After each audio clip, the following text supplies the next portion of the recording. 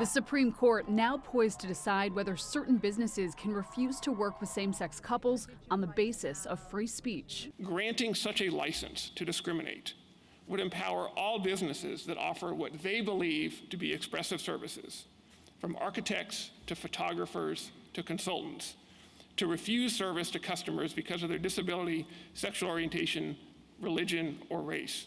Colorado web designer Lori Smith, who openly declares she's selective about website she'll design, brought the case. She's asking the Supreme Court to rule that she does not have to comply with a state law that prohibits businesses from discriminating against same-sex couples. The state of Colorado is forcing me to create custom, unique artwork, expression, communicating and celebrating a different view of marriage, a view of marriage that goes against my deeply held beliefs. But the liberal-leaning justices expressed concern that if creators can choose their customers, discrimination could run rampant. Justice Ketanji Brown Jackson asking whether a mall photographer could say only white kids can sit on Santa's lap, and Justice Sonia Sotomayor asking about interracial or physically disabled couples being turned away. So it doesn't really, there is no line on race, there is no line on disability, ethnicity, none of the protected categories. That's in a public accommodation law. The First Amendment is broad enough to cover the lesbian website designer and the Catholic calligrapher.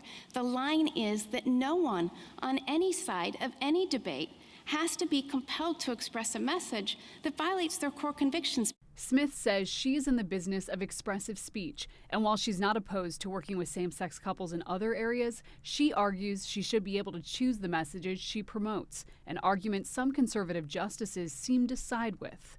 So the question isn't who, it's what. Always.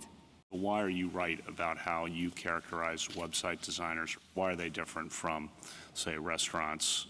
Because they're creating speech. In those other examples, speech is not at issue. The Supreme Court sidestepped this same issue 4 years ago, ruling in favor of a Colorado baker who refused to make wedding cakes for same-sex couples, but on very narrow grounds that only applied to that case.